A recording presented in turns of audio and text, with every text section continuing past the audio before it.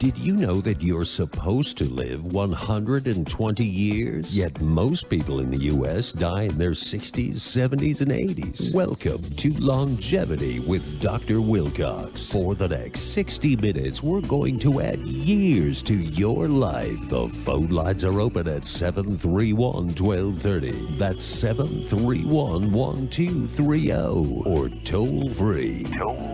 1-866-820-5528.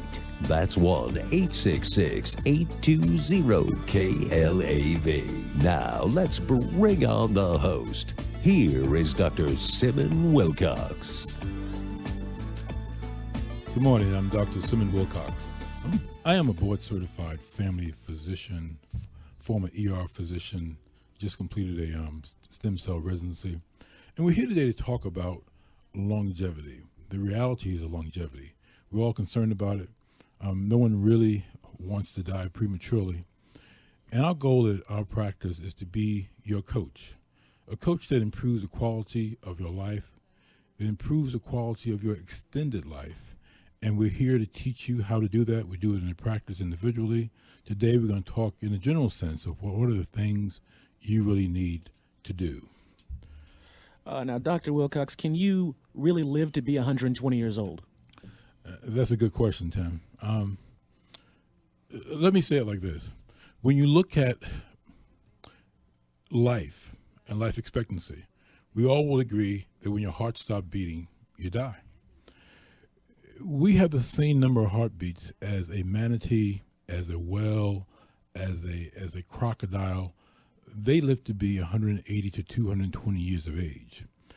Yet we have the same number of heartbeats. Why did we die early? We actually have enough heartbeats to equal what they're experiencing. The problem is this: an alligator, a manatee, a crocodile can reduce their heartbeats down to 4 beats a minute.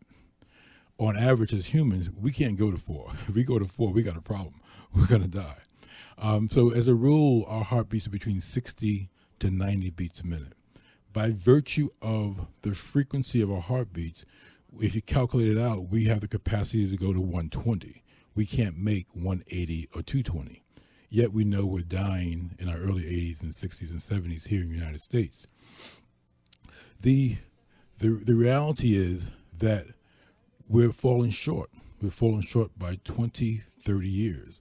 Now, there are those out there who would say, Doc, I really don't want to live to be 115 years of age, because we have this perception of what that's going to look like and what that's going to feel like, and none of it's good in terms of what we're perceiving, because we've seen people who are in their late 90s and early hundreds, and we're all saying, I don't think I want to go that far.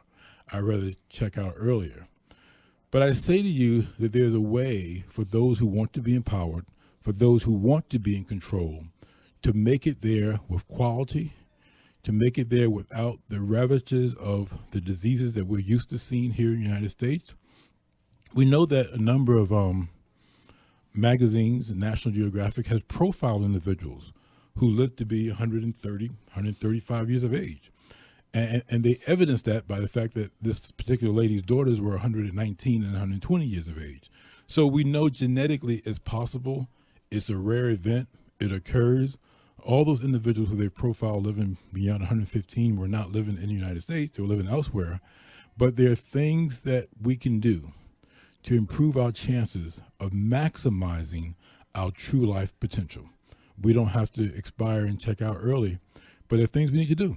I think the World Health Organization a few years ago, and even the Las Vegas Review Times just last week, talked about longevity and talked about where our longevity stands as it compares to longevity of individuals around the world.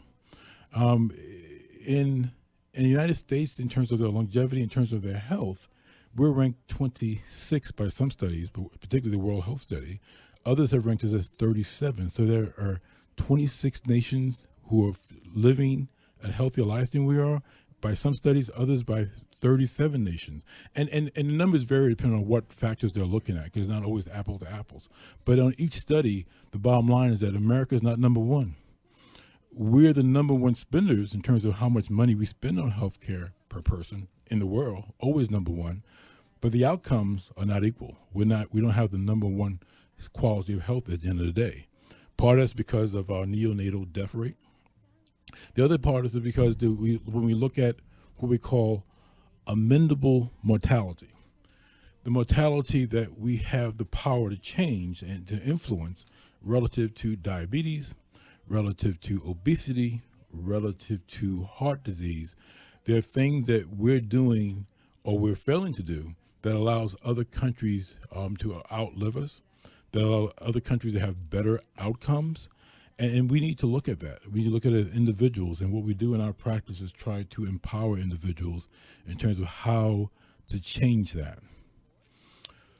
One of the things we see when we look at the different factors that are measured happens to be obesity. And 37% of the individuals in the world who are challenged by cellulite, who have difficulty with excess body mass, 34% of those individuals live in the United States. Yet the United States only make up 6% of the world population. Asia, China, Japan, Philippines, Taiwan, make up 64% of the world's population. Yet they only represent 16% of all the individuals who are challenged by cellulite or happen to be obese. So we know there's an issue with weight in the United States. And one can argue, and we've heard this 1,000 times, how we got there, how we supersize our way to where we're at right now. But I say to you that one of the things we need to address is the weight issue. And part of the weight issue with that in terms of what we eat, Americans don't understand what's happening in their kitchen at home, in their kitchen when they go to a fast food restaurant, in the kitchen when they go to a 5-star restaurant. I say to my patients all the time, I don't care how much money you pay for your toxins. A toxin's a toxin's a toxin. Whether you buy your toxins from a fast food restaurant or you buy your toxins from a 5-star restaurant, you're still going to die early. So we need to understand, what is it we're doing wrong? What are selections that we need to be aware of? I think it was Paul Newman, the actor who died, who said, he killed himself spending all the high-end money in those $300-400 dinners at the 5-star restaurants, because you assume that because you went to a 5-star restaurant that somehow the food was healthier. It may taste better, but it may not necessarily be healthier in terms of the toxins that we are exposed to. The number one toxin we talk about in my practice happens to be high fructose corn syrup, and it's in 80% of everything that we buy. If you stop to buy gas and you walk into a convenience store, it is hard to find something healthy. And I do all the time. And sometimes, occasionally, I'll find an apple. I might find a banana.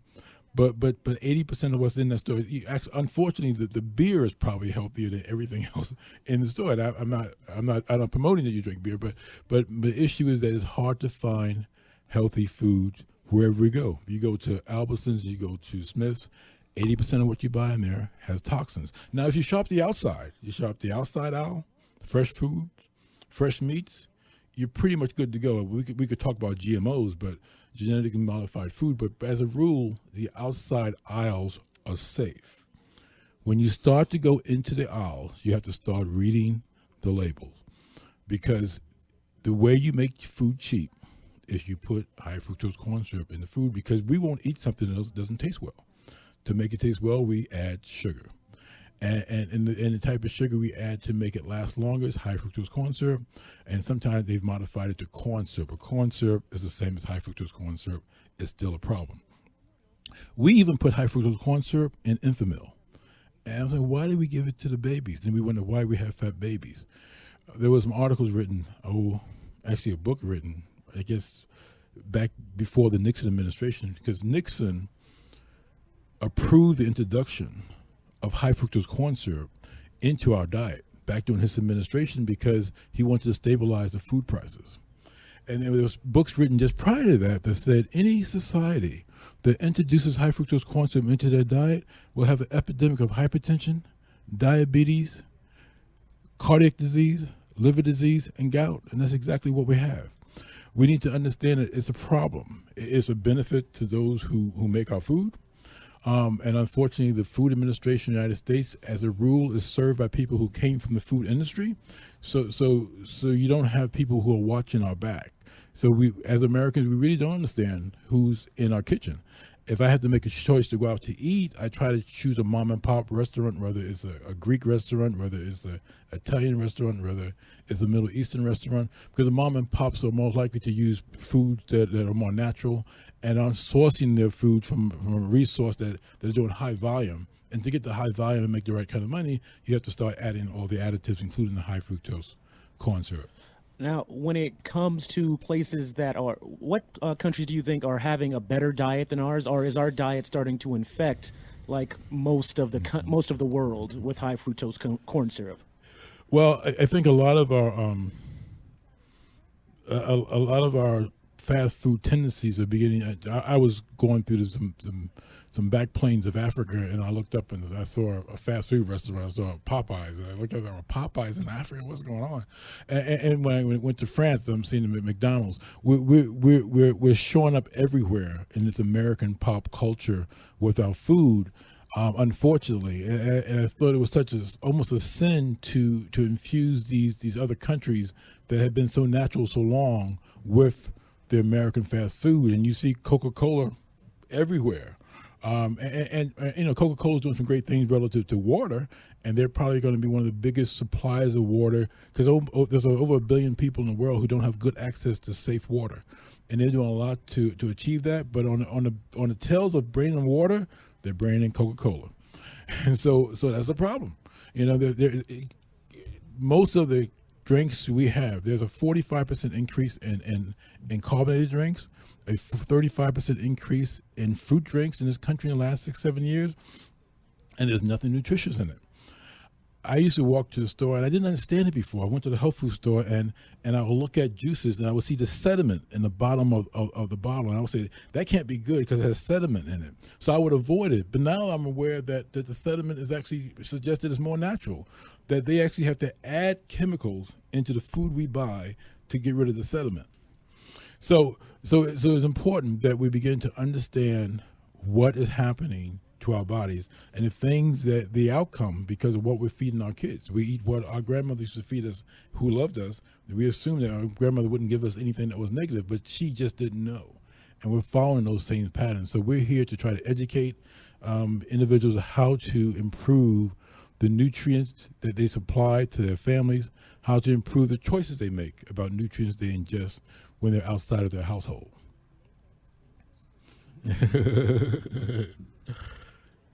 Nice. But diet-wise, is there one country that you think is doing it better than us that affects their life expectancy while they're ahead?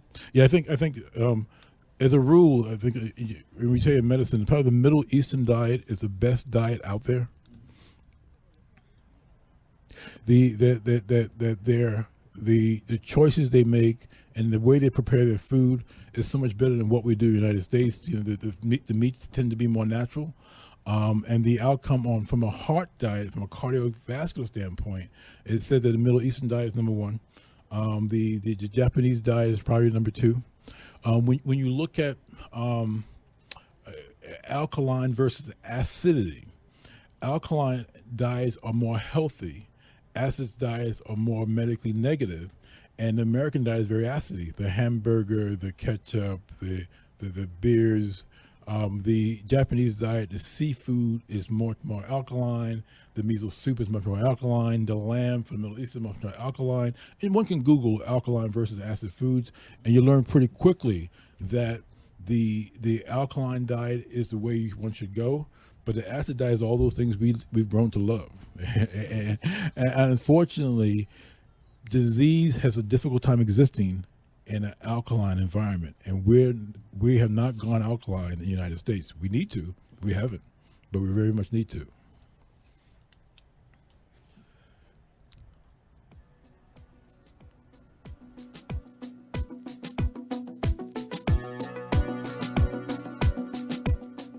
Just in time for the holiday season, Dr. Wilcox is offering an exclusive deal for KLAV listeners. Get a free 15-minute consultation with the purchase of a vitamin B12 injection, half price, Myers cocktail, half price, or glutathione injection. For more info, call Dr. Wilcox's office at 702-900-2953. Better act fast. This is an offer on a first-come, first-served basis to a maximum of 10 patients per day. Visit Dr. Wilcox's office in Summerlin, 8751 Charleston, Suite 210, behind Fleming Steakhouse. Don't miss out on this exclusive holiday offer. Call Dr. Wilcox's office at 702-900-2953. Are you having difficulty detoxing from drugs or medication? Let Dr. Wilcox help you. Call at 702-900-2953. His revolutionary detoxing program is designed to help you detox without the discomfort of other procedures. Call him at 702-900-2953 or visit his office in Summerlin at 8751 Charleston, Suite 210, behind Fleming Steakhouse. Call Dr. Wilcox at 702-900-2953. My name is Dr. Simmon Wilcox. I'm a board-certified physician in family medicine. As a physician, I have 20 years experience with drug and alcohol abuse. But I bring to you a new service at my facility for drug and alcohol. We're asking you to examine your household, your family, your community, and decide if there's someone there who needs what we have to offer. Call Dr. Simmon Wilcox at 702-900-2953. Once again, that's 702-900-2953. Longevity with Dr. Wilcox continues. Here again, your host, Dr. Simmon Wilcox. Let me say, we will be taking questions at the bottom of the hour. If I can just finish the conversation we started just before the break on alkalizing foods, we realized that things like lemon is alkalizing, avocados alkalizing, the broccoli is alkalizing, seaweed, pumpkin seeds, sea salt, and I recommend to every one of my patients they have sea salt on their kitchen table, particularly Himalayan salt. And I have no financial interest in this, but the reality is that Himalayan salt carries over 200 different minerals that are lacking in the food we eat. The food we buy is actually grown in soil that's deficient in minerals. So even when you select the right foods, you don't get the right nutrients. And that's why the need for the supplementation and the intravenous treatments that we do in our office. So seafood's alkaline, sea salt's alkaline, the soy is alkaline, kale, garlic, mineral water. I also recommend when it comes to water that we pretty much stay with alkaline water. That 70% of the water you ingest should be alkaline. Again, disease has a difficult time existing in an alkaline environment. It's a much easier time to exist in an acid environment. So you have to make choices. The acid that exists in the carbohydrates we drink has to be neutralized, and it neutralizes itself by pulling calcium out of your bones. So we end up in America with weak bones. I have patients who are drinking 2 and 3 liters of Mountain Dew a day. And they come to me and say, Doc, my joints are hurting. I stepped off a curve and fractured my ankle. How did that happen? It happened because they had weak bones. Their tests are showing poor bone density. And it's all a matter of choices. If you drink 3 liters of Mountain Dew a day, sooner or later, you're going to have a problem. So it's important to decide, where do you want to be? At what point do you want to take control over your health to make a difference? So, Doc, let me ask you, where do we find these toxins? Good question. The toxins are everywhere. There are toxins from the air we breathe. There are toxins, and often on water supply. I had a young guy, 14 years of age, who came to my office when I was in Pittsburgh, and his mother he was on 2 different high blood pressure medicines, 14-year-old kid who happened to be Italian. And the mother was kind of rushing me and said, where are you going? She said, I'm going to Cleveland Clinic to take my son because it looks like he's going to be on some more medicine. I said, well, let me know what happened. She come back. She came back. He was on 3 high blood pressure medicines. He's 14 years of age. Wow. We did a toxicology study on him, a screen on him, and found out he has sky-high arsenic in his blood. His mother wasn't trying to kill him. It was in the well water of their house. So there are toxins that we get exposed to naturally, And unfortunately, and patients come to me all the time and say, well, doc, all my blood tests last week were normal. And I say, you never have all the blood tests possible done. I mean, there are over 2,000 blood tests that we routinely do a subset of 40 or 50, and we tell patients all your tests are normal. Well, all doesn't mean every single test in the world. And one of the tests we don't do routinely, we don't do toxicology screenings for things like for nickel, for arsenic, even when you're playing in the playground. A lot of the playground swings, etc., the sealant on that has arsenic. Some people's porches in the backyards, the sealant on that is arsenic. So there's different ways to get different toxins in your body, whether it's cadmium, whether it's nickel. I mean, there's toxicities that occurs environmentally. We're learning that one of the bigger causes of death now in this country is rising to the top 5 is going to be our environment, the air we breathe. In terms of toxins, then there are the toxins that are in the food. So you need a practitioner, or you need someone like ourselves who are healthcare coaches. We don't actually leave your doctor. We say, stay with your doctor. Let's just help you along the way, show you what to do, and you take that treatment program back to your doctor. Because there are certain treatments available to get rid of those toxins, but you have to look for those toxins first. You have to know that they may be there first.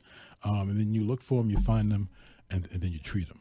But the toxins are in our environment, and so individuals need routinely to be checked once every couple of years to see what is the toxins, and the different tests. Sometimes it's a 24-hour urine test we send away, sometimes the blood test that we send away. But there's a need to address those toxins. The problem is this: toxins, as well as our metabolic process, creates something called free radicals. Free radicals causes an oxidizing process that leads to aging and disease. And at the end of the day, we're all about stopping the aging process. You can't really stop it, but you can drastically impact it to slow it down, and trying to avoid the development of disease. As long as you have excess free radicals, and you're not putting those free radicals in check, and that's what the whole antioxidant craze is all about, trying to address the free radicals. As long as you have that as unchecked, you got a problem. So what we do is we actually give what we call intravenous omega-3s or intravenous glutathione, because glutathione is a natural antioxidant that your body normally will make. But most of us, because of the toxins we experience, our cells are not making the amount of glutathione that we need, and therefore we're deficient. When you're deficient, the army of free radicals are able to take over, take control, and induce more disease. So what we do for our clients, they come in, we give them intravenous glutathione. Also, we'll give intravenous omegas in the form of something called phosphatidylcholine, because part of the damage that occurs from the free radicals and the oxidation process, it damages the myelin. If you consider an extension cord, that extension cord has insulation around it. Our nerves have insulation. That insulation is called myelin.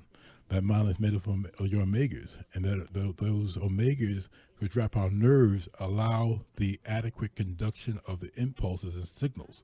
It's because our body is really electric, and that's something that we don't spend a lot of time talking about, but we're really electric creatures. And so if we disturb the electric current by destruction of the myelin that wraps our nerves, we create a problem, i.e. a number of neurological diseases that occur because we've disturbed the electric current, we disturb the myelin that's in our brain, and therefore we got a problem. So in addition to trying to offer an answer, the counter to the free radicals, which is the intravenous glutathione, we also offer the repair, which is the intravenous omegas. I see, Doc. Let me ask you this: there's a lot of different pills and things you can take to enter the glutathione into your body, or substances out there. Why intravenous? Because when you take it intravenous, you know you got it. It's there. We take it orally, you hope that your body's absorbing it and it didn't get passed into the stools. Now, we still recommend, it's kind of hard for you to come see me twice a week for the rest of your life for me to give you intravenous. So what we do is we give you the initial tune-up intravenously. Then once your problems are resolved, if you're having foggy brain syndrome and it's resolved, if you're having neuropathy and we fix the neuropathy, 'cause the neuropathy is nothing more than damaged myelin. So once we fix the neuropathy, once we fix the foggy brain because of the damage you've had at the cellular level in the brain, once we fix those different items for you, once we fix your energy level with the intravenous glutathione and intravenous omegas, then we send you home with something oral. And there's a number of different oral items out there, even Protandim, which we're not a distributor of, but Protandim, along with many other items are out there you can buy in the health food store in terms of supplements. But initially, to fix the problem, you need mega doses to fix the problem. Once the problem is fixed, then you can maintain it with the oral supplements. Too many people take the oral supplements and say, well, doc, I took that already and it didn't work. Well, it didn't work because you didn't take enough of it. Your damage occurred over 20 years. You're trying to fix it in 3 weeks with pills. It's not going to work. You need to have the mega treatment first, have the resolution of the problem, then we put you on the maintenance going forward. Many of us go to the health food store and we buy stuff, all kinds of stuff, but we really don't know what stuff we need. Each one of us needs something different. So you need a healthcare coach like our organization that will help guide you on that. And part of the guidance is us doing blood tests to figure out what are you deficient in. You know, so it's not a guess. You're deficient in these antioxidants and these particular items. We need to make a difference. Patients say, well, doc, I'm going to follow the lifestyle of doctors because doctors must know what to do. They must be doing the right thing. But, you know, the average doctor dies between 57 and 62. Wow. Well, I'm going to follow the lifestyle of NFL players. Well, you know, the average NFL player dies around 62 also. You know, the couch potatoes beat them to the bed. The couch potatoes at their funeral. The problem is this. You should exercise. And I exercise all the time. We see that Tim exercises all the time. He's pretty buff over there. People who exercise, whether you're an NFL player or a jogger, sweat 5 times more than the average person. When you sweat 5 times more, you lose nutrients. And one of the key nutrients you lose is copper. And so if you don't replace the nutrients, all the exercise in the world is not going to help your longevity. So you can't just take vitamins. You have to take vitamins and the nutrients. And you're still guessing if someone doesn't do a test to tell you what nutrients are you lacking, what nutrients are you deficient in. So someone needs to step in and help you make a decision. Many people want to do the right thing. They're trying to do the right thing, but they have no guidance or they're misguided. And we're trying to get you on the right track. And once we empower you, often you don't even need us. So often I say, well, I'm just working myself out of business. I'm just trying to, but people need information. And they need information that empowers them and empowers their families. Awesome. Amen. Work ourselves out of business would be a good thing. Absolutely. Hey, let's go back to the electronics. What about electronics in your body? You know, unfortunately, in medical school, they don't spend a lot of time talking about the electricity of the body. We talk about the heartbeat, and we understand that's electric. But every event in the body is an electrical event. Every interaction between the cells is an electrical movement. It requires electricity for nutrients to move in and out of cells, for your mitochondria, the cell battery to work. You need electrons. And so one of the ways we help electrons, one of the main ways we help electrons is that intravenous glutathione, those intravenous omegas, trying to make a difference, trying to tune up, if you will, the body's electrical system. Because without electricity, you die.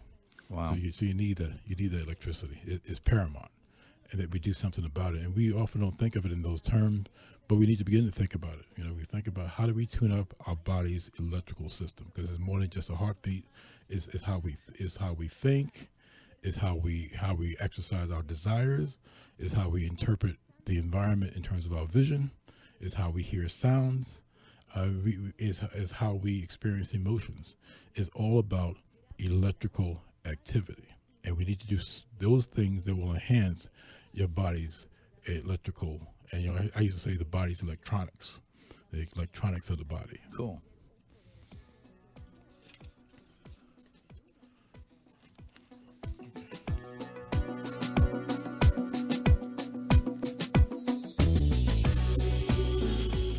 About 4 years ago, I was longboarding, hit the side of a truck. This coming spring, I will have had 7 different surgeries. I'm sent home with the oxycodone and the Percocet. The dose milligram, it didn't change, but how often I would take them did. I wanted to stop. These withdrawal symptoms are something that I wish upon no one. That's where the help comes in. I went to my doctor, Dr. Wilcox. He claimed withdrawal free. It was literally a miracle. I feel, I would say 100% better. I'm Dr. Simmon Wilcox. I've been practicing medicine for the last 23 years. My passion has been drug and alcohol dependency, particularly methamphetamine. So what I've done in my practice is I've re-engineered how we approach the detox rejuvenation process. We offer a series of intravenous treatments. You go through a process where you don't feel any symptoms. My staff's priority is to ensure you're not having that discomfort. For more information on this miraculous treatment, call Dr. Simmon Wilcox today at 702-900-2953. Once again, that's 702-900-2953.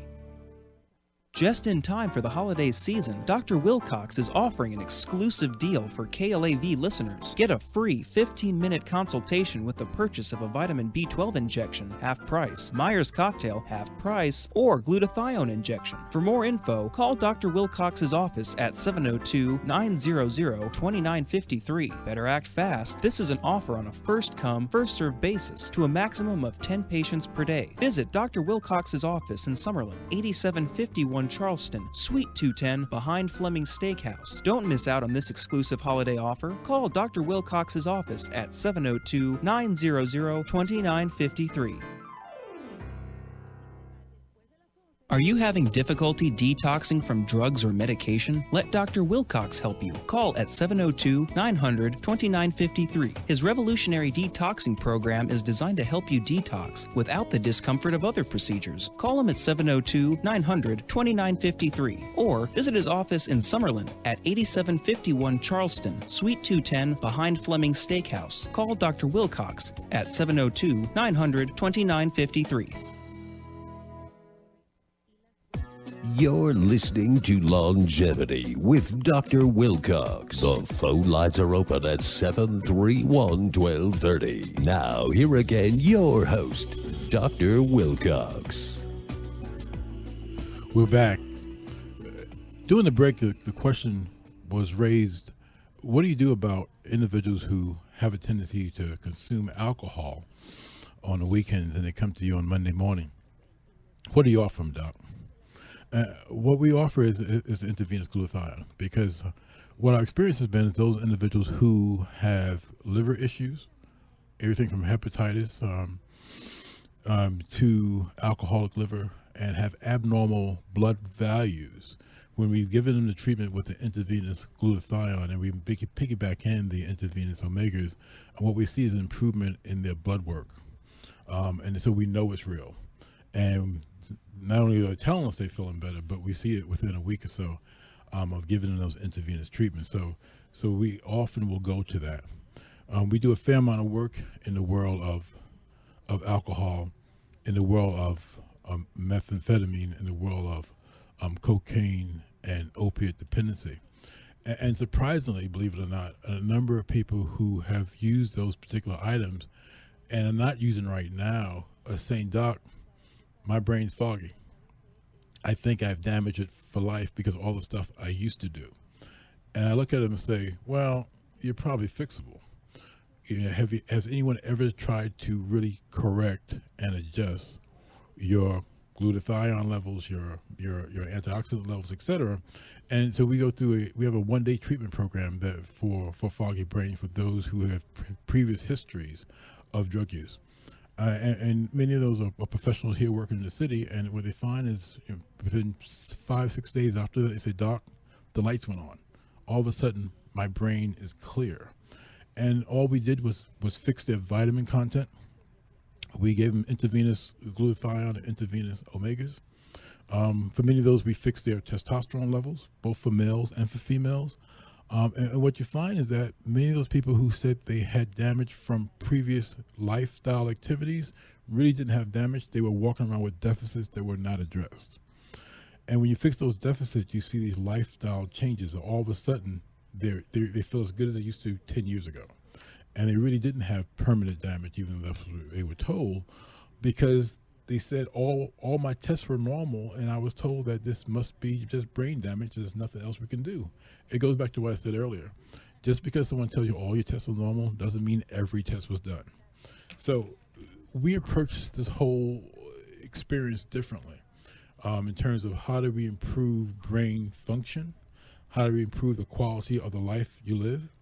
For those who have an active problem, we have a 3-day process in terms of detoxifying, I like to say titrating you down off your drug of choice in a way that you don't have withdrawal symptoms, in a way that you're able to function and go to work the same day, and just come in to see us once a day for an hour as we deliver different intravenous cocktails, including something called a Myers cocktail, which happens to be a collection of magnesium, of vitamin D, of vitamin C, of the vitamin Bs, etc.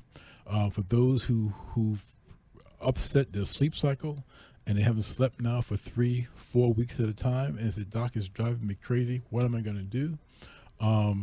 We give IV tryptophan, which is what I used to always say Michael Jackson should have got because he still will be alive now. But IV tryptophan is like eating 10 turkeys at one time. It's safe. It allows you to go to sleep, and you only sleep for 12, 16 hours for those who haven't slept for weeks before, but it helps to reset the cycle. When we look at things like methamphetamine, one of the beauties of that, there's a drug out there called flumazenil, and we give that intravenously. And what people have said, and I think they featured it on, I think it was Nightline back in September, this is 2013, about September 2011, that what the patient said was that after one treatment of flumazenil, my 7-year dependency of methamphetamine was fixed. Patients who've received this, who've been on methamphetamine, receive the flumazenil treatment, and there's also flumazenil. You also get the intravenous phospholipids, intravenous glutathione, the testosterone, all the other stuff. It's a collection of things we do, but it makes you cry to see the transition that you're able to make in someone's life in a very short period of time. Remember, methamphetamine supersizes your midbrain. Your midbrain is that part of the body that controls your desire to eat, desire to have sex, desire to do X, Y, and Z. That's the desire. It has no consequence department. Your forebrain has a consequence department. It can tell you, if I go punch that 300-pound guy, it probably won't work out well for me because he's bigger than me.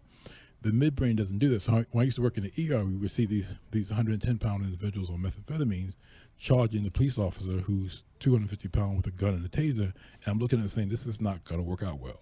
But he can't process that because his methamphetamine has supersized his midbrain. When you give the flumazenil, it resets the midbrain back to normal size so that your consequence department has the ability to pass judgment and to talk to you, to talk some sense into you. Mothers always tell me, this is not my Johnny. Ever since he's been on meth, he's been a different person. Yeah, this is Johnny on meth. When we give you the treatment, it goes back to the Johnny you raised because the midbrain has been reset. So for those who are in active treatment, we have an answer. For those who've been away from their drug of choice but still feel like there's been damage, we have an answer.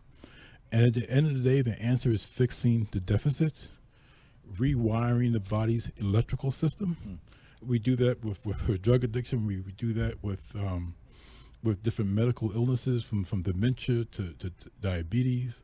And we have this Thursday we're going to focus on diabetes, but we take type 2 diabetics, and 80% of our type 2 diabetics, we're able to get them off their medicines within 2 to 3 weeks when we ran our clinics up in St. George, Utah.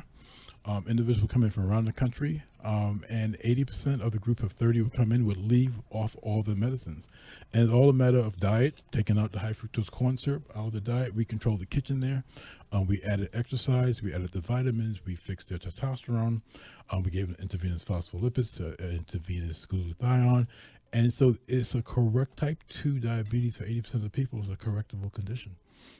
So again, we cover the breadth of items, everything from the drug and alcohol dependency and that issue to individuals with traditional medical conditions and individuals who have both issues going on. Let me say we're open to take questions. If individuals want to call in, we're more than happy to receive those questions over the next 10 or 15 minutes. Those questions can address any of the topics we've talked about already this morning, or things that we haven't talked about. We're more than glad to give you our opinion on what's happening in your life relative to health. We're not giving financial advice. We're not giving advice on how to fix a car. But if it happens to do with health, please call us. And we're more than glad to give you our opinion as to how we think you may be able to approach or redefine your approach to a particular issue. There are the other question that was asked earlier. What was it about water? What was that? Yeah, I was, Doc, there's a lot of people out there wondering, how much water should I really drink a day? I see Tim over there; he's drinking like a gallon of water, and he looks pretty healthy. So, Yeah. How much water should we consume a day? We all should be like Tim. We need to be on TV so the rest of the folks can see Tim. You should drink half your body weight. I weigh about 240, so I'm 120. Half my weight is 120 pounds. I should be drinking at least 120 ounces of water a day. Okay, so you should drink half your body weight in water every day, at least. Water does a couple of things. Not only does it hydrate you, because most of us are walking around dehydrated, particularly here in the desert. A lot of us drink coffee, and coffee tends to be dehydrating. As much as caffeine can help brain activity, but it's dehydrating. The water actually helps you lose weight because your body has to spend more energy to process the water. It's not like a fruit drink with sugar in it. And, most of us consume about between 120 to 130 pounds of sugar a year. But there's no sugar in water. So water is healthy because it doesn't come with the excess glucose. It requires that your body use energy to process it. It hydrates you. And you need water is the essential element for all the body's chemistries, for all the body's chemical reactions. And as I alluded earlier, that water, ideally 70% of that should be alkaline. Even if you're 17 or 18, we've had some individuals, very young individuals, like 14 and 15-year-old girls who has been wearing the cell phones in their bra, right, and then developed breast cancer. Wow. And at 14 and 15. And we've seen tremendous improvement even in the cancer, even prior to surgery, just by changing their diet. And they didn't even stop the junk food. They just went on the alkaline water. I suggested stopping the junk food and stopping the regular water because we need to have alkaline water on board to make a difference. It's hard for disease to exist in an alkaline environment. Absolutely. Wow. That was my question, too. I was going to ask you how much alkaline water we should consume. Other than that, what type of water would you suggest drinking? Filtered water, bottled water? Well, your favorite... tap water is not obviously that healthy here in Nevada. But water, I mean, I don't have any vested interest. I personally drink real water. You can find it at Terrible's. Real water is great, but again, 70% of that, if you can buy on the internet concentrated bottles for $30, you can buy an alkaline concentrate, and that will last you a month. Just drop it 5 drops into whatever your favorite water is, smart water, etc. Okay. Drop 5 drops into it. It turns into alkaline, and you keep on moving. So it doesn't have to be a specific brand per se. You just have to have a mechanism of changing the water you drink to an alkaline substance, and that should be for everyone, regardless whether it's your 2-year-old in the house or whether it's your 94-year-old grandmother. They all should be on alkaline water.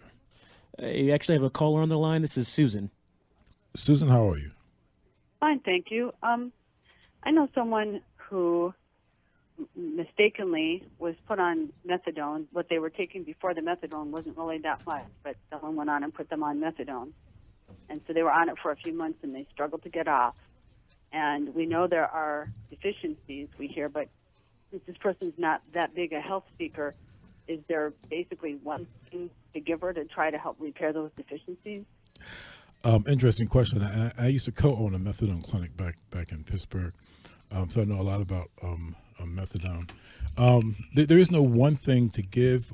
One of the things that I used to work at a place called Gateway Drug and Alcohol in Pittsburgh, and Dr. Tversky was and still is the founder, and I was the guy doing all the guerrilla work while he was on TV with Oprah and Charlie Brown, etc. One of the things I used to say to Dr. Tversky was that every addict knows how to feel good. They go back to the drug of choice. And we had a process where we would allow them to say, you'll feel better in 90 days, you'll feel better in 120 days. Well, there's a high relapse rate during that period of time. And my argument would be, let's make individuals feel as good in their sobriety as they feel during their addiction. And let's do that in 5 days. And I couldn't get there because the insurances wouldn't pay for what I wanted to do, but we do it now in our private sessions in our office. But to answer your question, the number one thing I give to people on opiates is I have them fix their testosterone level.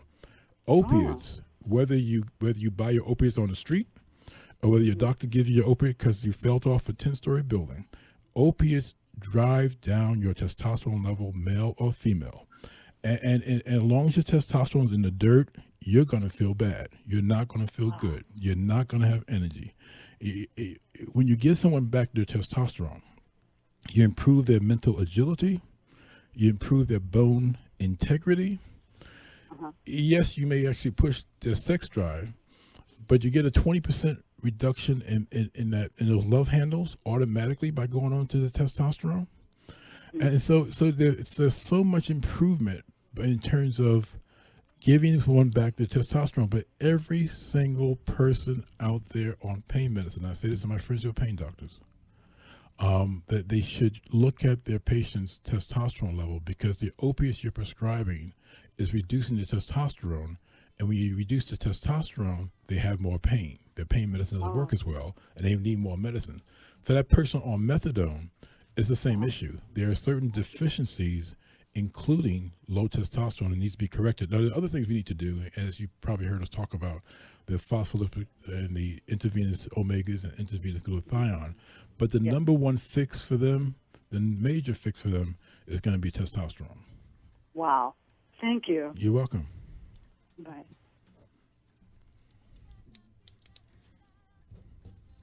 Do we have another call coming through? You have a call coming through? Hello? Yeah, you guys have Judy on the line now. Judy, how are you? Hello, Judy.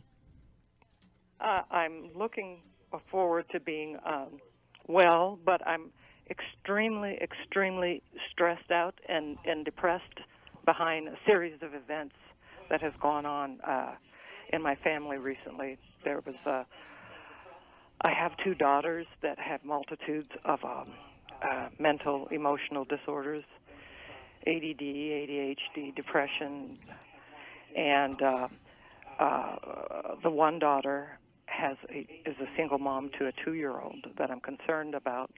She, one of her friends just was killed in a motorcycle collision, and she has walled herself off to anybody coming over, helping her with my granddaughter or anything like that. And I'm starting to feel kind of depressed and lackadaisical myself. So I don't know how to continue to be the strong one here. And also, sir, I was trying to find out your name because I just turned the program on and wonder if you run a clinic in Las Vegas or anything. Yes, we actually are located in Summerlin. Summerlin, okay. Yeah, we're located in Summerlin, and then we're at 8571. All right. That is the wrong address. That's the old address. 8751. Okay. Charleston. I'm misdirecting you. I really do want to see you. I don't want to see the right place. We're right one parking lot over from Whole Foods, directly behind. Yeah, so we're directly behind Fleming's on the second floor suite. Okay. 210. Okay. And the telephone number there. All right. Is 702. Yes. 900. All right. 2953. Okay. And let me say that you're not unique. Many people who are caretakers become ill themselves. I know, and I'm aware of that, and I have been consciously trying to do what I knew to do to fight that, and that's one reason I'm calling. And there are some answers. Typically, the caretakers, a lot of them will gain weight. No. They develop adrenal stress syndrome. No. There's a number of things we can do to address the issues Okay. that you're talking about. So please come see us. Okay, and what is the name of your clinic? Well, it's Dr. Wilcox's clinic, but it's Dr. Wilcox's. Dr. Wilcox. Yeah, Okay. Dr. Wilcox's office is just above the Patel Pharmacy on the second floor. Is that who you are? Yeah, I am. I am Dr. Wilcox today, tomorrow, and yesterday. I'm Dr. Wilcox. And I know yes. laughter does a lot of help too It when does. you're down and stressed and all that. I thank you for the laughter you've afforded me, and all of that information. I know I've missed a lot already, but I thank God for my friend who turned me on to you, and now I can know where the clinic is. No problem. And the show is archived, so you can go to you can go to the internet and go to KLAV. KLAD. KLAV as in Victor. Okay. The 12:30 a.m. and you can look up Dr. Wilcox and you can actually click on to the archive show, so you can hear those portions that you missed. Great. Okay. Oh, okay. And we'll be Thank back you. on Thursday from 10 to 11 this coming Thursday. Oh, great. Awesome. Okay. Now you actually have Teresa on the line too. Hello, Teresa. Hi, how are you? I am stable. How are you? I'm good, except I have a question. You were talking about testosterone earlier. Uh-huh. And I'm menopausal, postmenopausal, and I hadn't had any of the symptoms of any kind of thing. I was just one of those fortunate ladies. Okay. But just recently, I had hair, wrinkles, some hot flashes, and I do take hydrocodone for multiple spinal injuries. Uh-huh. And I was wondering, is that the testosterone? Because it didn't seem to be anything like estrogen or progesterone to start with. Well, two things. I was clearly, if you're on opiates for more than a month, you have a testosterone problem. So, anyone. So yes, testosterone is part of your issue, but you're the kind of person who would need progesterone also, because progesterone will resolve the hot flashes within a matter of days. Within a matter of 4 to 7 days, the hot flashes will go away. 100 milligrams to 200 milligrams of progesterone at night. It will improve the quality of your sleep. When we marry testosterone to progesterone, a lot of my female patients tell me their hair even gets thicker, and they like it for that. But if you're on the opiates, in order to keep your dose at a reasonable level and not have to increase it, you need to be on the testosterone. So you need to have a blood test done to identify on where you're at. And often people will come to us, we'll do the blood test, recommend a dose, and they can go back to their doctor, and their doctor can often write it, because many doctors have not been trained in testosterone replacement. So we'll do the work for them, and you go back to your doctor, and they can manage it from there. I think are we running out of time? Do I have more time? I have no more time. Okay. That answered my question, and I will give your office a call and make an appointment for a test. Thank you. Okay, very good. You're welcome. Let me just say thank you, all the listeners, and thank all the callers. We will be back every Monday and Thursday from 10 to 11. This coming Thursday, we're going to focus on type 2 diabetes and really walk you through how do you walk away from type 2 diabetes. How do you do that? How do we get 80% of the people to walk away from something that over 30 million people in the country are suffering from? There's another 30 million who are undiagnosed. Without medication, hey doctor. Yeah, without medication. We want to show them how to beat the ghost when it comes to type 2 diabetes.